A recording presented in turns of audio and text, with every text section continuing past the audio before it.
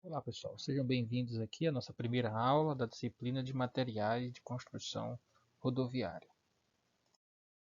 Bom, essa aula é uma aula introdutória, né? É a nossa primeira aula do curso e assim, antes de avançar propriamente no conteúdo programático, né, que é o estudo dos materiais que são aplicados nas nossas obras rodoviárias, nós vamos, eu acho interessante e importante, né, nós vamos primeiro nos situar com relação ao que é uma estrada, o que é um pavimento, tá certo? Porque é decorrente da necessidade de selecionar materiais para a confecção desse pavimento, ou melhor, para a execução desse pavimento, que surge a demanda de conhecimento e estudo, não é isso? Que nós vamos ter aí nas próximas aulas na nossa disciplina. Então, assim, eu sempre busco sensibilizar os alunos da importância de se compreender conceitualmente o que vem a ser um pavimento. Isso é muito importante. Tá? Esse primeiro passo que vai nos garantir, né, um caminhar lá na frente muito mais consistente e vocês vão se sentir muito mais com a melhor diretriz, né, do que é importante, que materiais devem ser selecionados. Então, assim, a gente primeiro precisa voltar um pouco atrás e entender o que é um pavimento. Tá? Esse é o primeiro passo, não tem para onde correr. Então, mais uma vez, eu gostaria de agradecer a atenção e dizer que nós vamos nos esforçar aqui para ter uma disciplina interessante, uma disciplina que consiga aí sensibilizar vocês e motivar, né? Motivar vocês ao estudo. Pois vamos lá. Bom, é, eu sintetizei aqui, de forma bem prática, algumas aptidões que a gente espera que vocês tenham, né, ao final da exposição da nossa aula. Então, assim, o foco maior, claro, o que a gente quer de vocês, né, em termos de aptidão, é que vocês compreendam o que vem a ser um pavimento, ou seja, compreendam o conceito de pavimento. Tá? Mas também esperamos que vocês saibam, né, identificar as camadas que vão constituir esse pavimento, bem como tem uma visão geral dos principais materiais utilizados, né, na execução das camadas desse mesmo pavimento. Ok? Então aí sintetiza o objetivo da nossa aula de hoje. Bom, então vamos aí para o conceito de pavimento. Tá? Um pavimento nada mais é do que uma estrutura de múltiplas camadas de espessuras finitas. Eu penso no pavimento como se fosse um sanduíche, onde você tem ali diversas camadas. Mais à frente eu vou explicar o porquê dessas camadas. Bom, esse pavimento ele é construído sobre a superfície final de terraplenagem, tá certo? Sobre o terreno natural ou sobre um terrapleno, ok? E ele tem por objetivo, né, ele se destina, técnica e economicamente falando, né, a resistir aos esforços oriundos do tráfego. Então, quando a gente executa um pavimento, projeta e executa, o que está em jogo é a necessidade de você dotar uma via de condições para o tráfego. É isso? Veículos, caminhões, ônibus, né? Qualquer tipo de veículo. Bom, então ele precisa resistir a esses esforços, né, oriundos do tráfego de veículos, e como ele fica exposto a intempéries, né, ele também precisa resistir ao clima, tá ok? E aí, como fecho do conceito, o que a gente quer é proporcionar o quê? Né, proporcionar ao usuário uma melhor, né, uma melhoria nas condições de rolamento, trazendo conforto, economia e nunca esquecendo da segurança. Então, meus amigos, esse é um bom conceito de pavimento. Se a gente for aqui para a figura ao lado, deixa eu acionar aqui a caneta, nós destacamos aqui de forma esquemática um, um pavimento. Tá? Então, nós temos o terreno natural, que nós vamos chamar aqui de subleito, e sobre esse subleito eu vou constituir essa minha estrutura de múltiplas camadas. É interessante chamar a atenção que num pavimento você tem cada camada dessa recebendo uma denominação específica, tá ok? Então assim, eu queria chamar a atenção de vocês que quando nós estamos transitando aqui nas ruas da nossa cidade, nos deslocando para o trabalho, ou mesmo para o instituto, né? vocês estão visualizando a camada mais superficial do pavimento, tá ok? A camada mais superficial do pavimento. Mas vocês precisam ter em mente que esse pavimento, né, por onde o ônibus está se deslocando, ou aqueles que vêm de moto ou em veículo próprio, né, seja ele de qualquer natureza, os pneus estão em contato, tá, com essa camada mais superficial do pavimento. Bom, quais são as camadas então que compõem o pavimento? Eu vou aqui apresentar de forma bem genérica. Tá? Então, se nós olharmos um pavimento de cima para baixo, nós vamos ter como primeira camada a camada de revestimento. Dependendo da espessura dessa camada no momento da execução, ela pode ainda se subdividir em outras duas camadas. A camada de rolamento ou capa, aquela que efetivamente entra em contato com o pneu, e uma segunda camada que a gente chama de binder. Tá ok? Então, o revestimento é a camada mais externa do nosso pavimento e ele ainda pode se subdividir em camada de rolamento e binder. Abaixo do revestimento, nós temos a base. Embaixo da base, a subbase. Podemos ainda ter o reforço de subleito, a camada de regularização, até que a gente chega no terreno natural, que recebe essa denominação de subleito, ou seja, aquilo que está abaixo do leito. Tá, ok? Pensem aí num rio, por exemplo. O que é o leito do rio? É o ponto mais fundo do rio. Tá, ok? Então, o leito do pavimento é a superfície inferior da camada que está mais abaixo. O que está abaixo dessa camada é o subleito. E aí a gente interpreta esse subleito como sendo terreno natural. Okay? O subleito, além de poder ser o terreno natural, ele pode ser também, tá, a superfície final de terraplenagem. Então é importante chamar a atenção para esse detalhe, porque muitas vezes os alunos confundem e acham que subleito é sempre o terreno natural, mas nem sempre.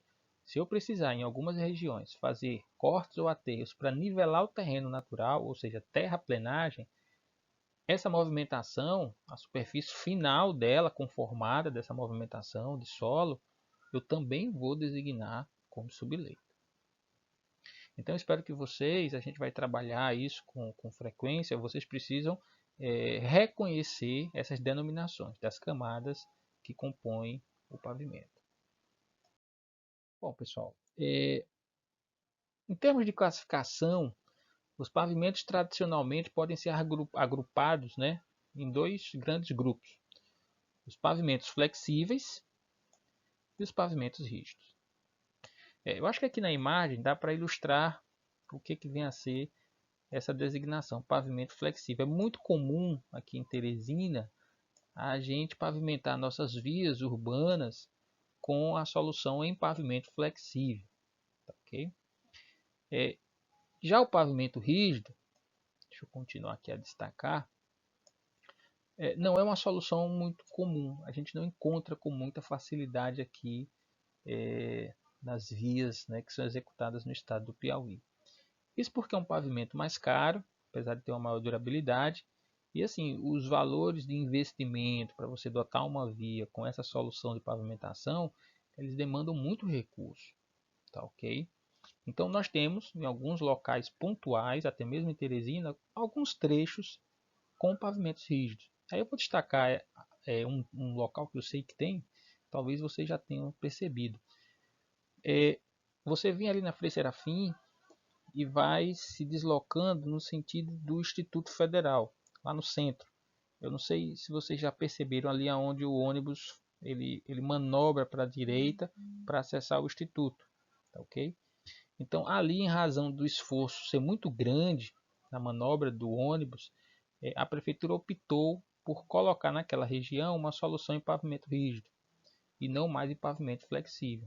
Porque o pavimento flexível ele tem um pequeno problema. Quando você tem manobra de veículos muito pesados, como é o caso de ônibus e caminhões, tá, fazendo curva, ele acaba se deformando, tá, e vai formando aquelas ondulações no pavimento, e isso acaba comprometendo a vida útil, né, desse pavimento. Então, pessoal, só aí resumindo, tradicionalmente a classificação dos pavimentos em dois grandes grupos, pavimento flexível.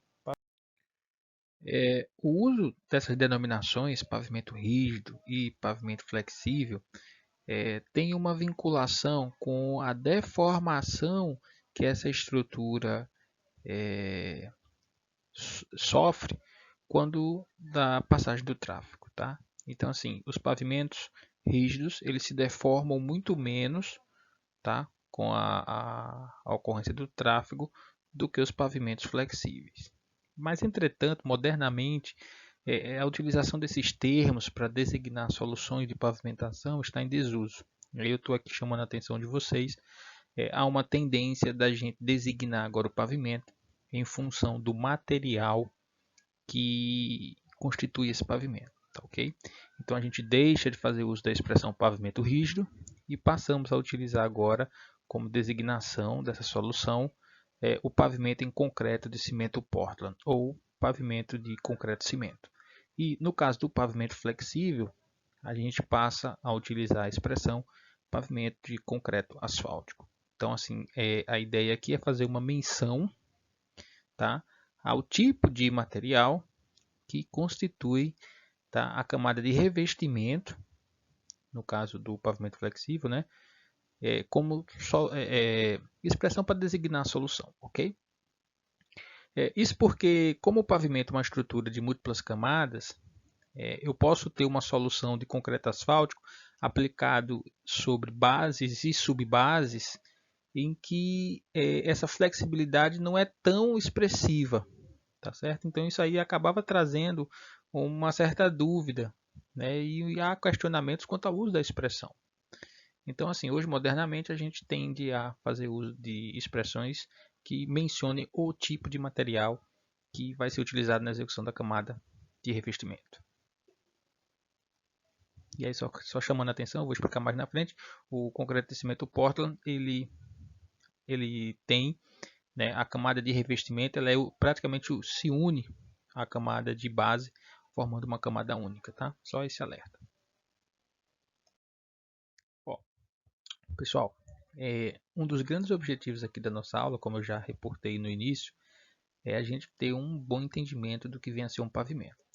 Eu já apresentei para vocês o conceito, mas agora nós vamos fazer uma abordagem de um outro conceito muito importante que vai ajudar a vocês perceberem, né, como é que se dá a mecânica de distribuição de esforços envolvendo esse tipo de estrutura, que são os pavimentos. Então aqui eu intitulei essa sessão de distribuição de tensões. Então nós vamos ver como um pavimento distribui tensões. Isso vai ajudar bastante a vocês compreenderem, tá certo? Esse tipo de estrutura, né? A gente pode imaginar o pavimento como um tipo de estrutura, sem problema nenhum. Então vamos lá.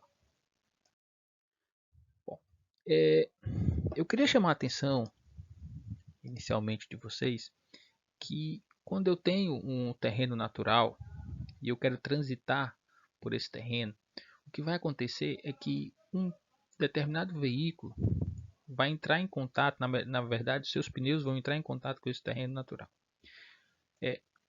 Isso quer dizer que esse pneu, em razão da massa do veículo e tal, ele vai aplicar uma carga Q, tá certo? Que está representada aqui, ó, pela letra Q, sobre o terreno natural. Bom, a grande questão é que nem sempre o terreno natural tem condições de suportar esse acréscimo de carga decorrente da passagem do veículo, tá? Isso a gente pode visualizar da seguinte maneira: quando uma carga é aplicada, né, sobre o terreno natural, acontece um fenômeno natural de distribuições de tensões, tá? Essas linhas pontilhadas, elas estão destacando aqui, tá? Isso aqui é uma ideia de perfil do terreno, um corte do terreno, onde nós estamos visualizando os bulbos de tensões, ou seja, as regiões, né, são regiões onde ocorrem acréscimos de tensão em razão da solicitação desse carregamento externo, que é aplicado em função do contato pneu-solo, ok? Então é importante entender isso. Bom, essa ideia de bulbo de tensões, ela não está apenas vinculada a uma estrada, tá certo? Então a gente pode fazer uma analogia aqui, vai ficar mais fácil vocês entenderem essa ideia do fenômeno da distribuição de tensões quando nós olhamos um edifício. Observem aqui nessa segunda imagem. O que nós temos aqui? Nós temos um terreno formado por 3 camadas de solo e sobre esse terreno nós vamos construir uma edificação, ok? Pois bem, essa edificação ela tem massa, né? Há um acréscimo de carga externa sobre o terreno e para isso a gente precisa dotar essa construção de fundações, que eu estou destacando aqui, ó.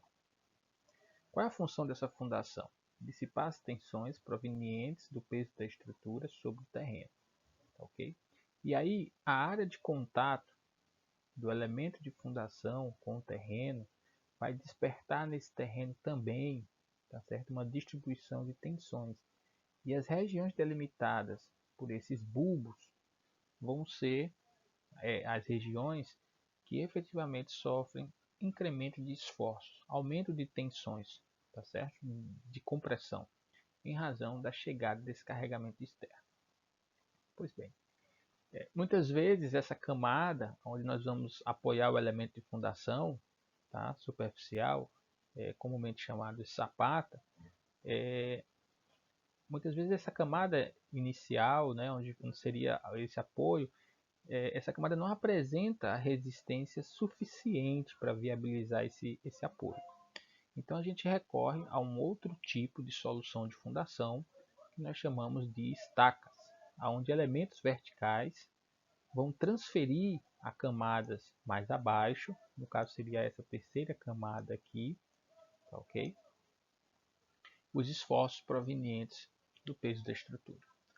Então percebam que essa ideia de distribuição de tensão, ela ocorre em várias situações, né? Nós não temos isso apenas nas estradas, né? A gente vai visualizar isso em qualquer tipo de construção, né, que precise de uma base de apoio, ok? Bom, dito isto, vamos seguir adiante com a explicação. O que acontece então? Por que a gente executa esse conjunto de camadas que nós chamamos de pavimento? Bom, vai ficar claro agora o fechamento do raciocínio. Ocorre que muitas vezes o terreno natural, aonde vai se desenvolver esse tráfego, ou seja, aonde vai haver acréscimos de carga, que estou representando aqui pela letra Q, e a seta vertical para baixo, muitas vezes o terreno ele não tem condições de suportar o nível de tensão que vai ser despertado aqui, ó, pelo bulbo. Bom, se a gente insistir com isso, pode ser que esse terreno se deforme. Então o que a gente faz? A gente vai colocar uma camada intermediária de maior rigidez entre o ponto de aplicação da carga e o terreno natural. Daí vem a ideia de pavimento, ok? Então, ao fazer isso, é como se você estivesse protegendo o terreno natural de um nível de solicitação muito acima do que ele pode suportar. Quando você executa esse conjunto de camadas de maior rigidez, a forma de distribuição de tensões muda. E ao invés de eu ter um ponto de aplicação de carga, né, mais próximo do pontual, com ocorrência de bulbos de tensões, evidenciando regiões com significativo incremento de tensões, eu vou ter um carregamento mais distribuído e no nível de intensidade bem menor do que se daria nesse tipo de configuração aqui, ok? Em resumo, é como se eu estivesse minorando o nível de carregamento sobre o terreno natural em razão da incorporação de uma camada de um pavimento de maneira intermediária entre o ponto de aplicação da carga e o próprio terreno natural. Ok? A rigor, essa ideia de enrijecimento de camada intermediária, ela não necessitaria, ela poderia ser uma única camada. Só que, do ponto de vista da economicidade, é interessante você fazer uso de múltiplas camadas, tá certo? Aplicando os materiais mais nobres, de melhor resistência, nas camadas que estão mais próximas do carregamento, tá certo? E podendo fazer uso de materiais menos nobres, do ponto de vista de resistência, tá? De suporte, nas camadas que estão mais embaixo. Então, com isso, você é como se você, por exemplo, guardasse possíveis zonas e áreas de empréstimo para futuras intervenções na via ou melhorias nessa estrada que você deseja construir. Então é por isso, a questão de você fazer o pavimento com múltiplas camadas, ela tem um apelo econômico, tá? É para você guardar materiais de melhor qualidade para posterior intervenção, tá certo? Ou ampliações ou novas construções. Bom, vamos avançar aqui com a explicação. Então, pessoal, eu queria chamar a atenção dessa ideia de distribuição de tensões, porque ela acontece também no interior da própria camada, tá certo? E esse desenho aqui ilustra bem esse entendimento. Olha só, a gente pode fazer uma analogia com a pirâmide humana, tá? Imagine que você tem aqui uma pessoa que se apoia sobre outras duas pessoas e assim por diante. Então, se essa pessoa levantar uma caixa, tá, de peso Q, o que vai acontecer com esse valor de Q em relação às outras pessoas? Nós vamos distribuir esse acréscimo de carga, ou seja, esse carregamento externo, né? E aí, ó, as duas pessoas que estão logo abaixo dessa primeira pessoa, tá certo? Eles vão, né, ser solicitados apenas com metade desse carregamento externo. E assim sucessivamente, tá ok? Então, esse fenômeno de espraiamento a gente chama de distribuição de tensões. E ele tem um entendimento muito bacana, porque é o seguinte, ele nos permite afirmar que as camadas que estão mais perto do ponto de aplicação da carga, ou seja, que estão mais perto do contato com o pneu, elas sofrem muito mais solicitações do que as camadas que estão mais abaixo. Deu para entender? E aí, ó, extrapolando essa ideia da pirâmide humana, né, que nos ajuda a ter uma melhor compreensão aí do que é a distribuição de tensões, imagine que cada pessoa dessa daqui que eu destaquei, na verdade, representa um grão. E à medida que eu vou me distanciando do ponto de aplicação da carga, eu vou tendo maior probabilidade de ter maior quantidade de contatos entre grãos. E isso vai diminuindo o nível de tensão nesses contatos. Tá certo? Eu destaquei aqui em cor vermelha para ajudar essa compreensão. Então isso justifica, tá, a seguinte conclusão. Em um pavimento, as camadas mais superficiais devem ser executadas com os materiais mais nobres disponíveis do ponto de vista de resistência. Tá? Então é isso. Quando a gente olha um pavimento, tá, as camadas que estão mais acima, mais próximas do ponto de aplicação da carga, são as camadas mais solicitadas. E as camadas que estão mais abaixo, mais distantes do ponto de aplicação da carga, são as camadas menos solicitadas. Então, assim, quando você vai projetar uma estrada, você vai explorar jazidas tendo esse cuidado. Tá? Não faz sentido você fazer uso de solos ou materiais de excelente resistência para constituir camadas que não vão ter um nível de solicitação tão significativo. Isso justifica o porquê da gente executar um pavimento com múltiplas camadas. Lembram lá? Nós temos o revestimento, essa é a camada mais solicitada do pavimento, tá? E abaixo desse revestimento, nós temos a camada de base, a camada de subbase. Então a camada de base ela é uma camada muito mais solicitada, tá certo? A esforços de compressão, do que a camada de subbase, que está mais abaixo. E assim sucessivamente, até que chegamos no subleito, no terreno natural ou na camada da terraplanagem, não é isso? Que, por ser a camada que está mais abaixo possível, ela tem um nível de solicitação, de demanda, bem menor e por isso não precisa ter características tão nobres de desempenho. Ok? Deu para entender? Então, a ideia de distribuição de tensões é isso. A gente tenta mostrar para vocês como é que os esforços, né, como é que ocorre o fluxo de tensões dentro, né, de um pavimento, para que vocês percebam o porquê da gente executar um pavimento com múltiplas camadas. Bom, e aí chegamos nos materiais constituintes desse pavimento. Então, pessoal, a nossa disciplina aqui, o que é que está em jogo? Nós vamos estudar os materiais que são utilizados na execução dessas camadas que nós aprendemos aí, que são demandadas por esforços, por tensões, tá ok? E aí eu separo, né, aqueles dois grupos lá de classificação dos pavimentos, os concretos de cimento Portland e os pavimentos em concreto asfáltico. Se a gente observar, na verdade, um concreto de cimento Portland nada mais é do que a reunião de agregados com um determinado aglomerante, que nesse caso aqui é o cimento Portland. Tá? Esse aqui é o mesmo concreto que é utilizado nas nossas edificações, na execução de pilares, vigas e lajes. Ó, então, a gente precisa, né, aqui para ter um bom entendimento dos materiais que são utilizados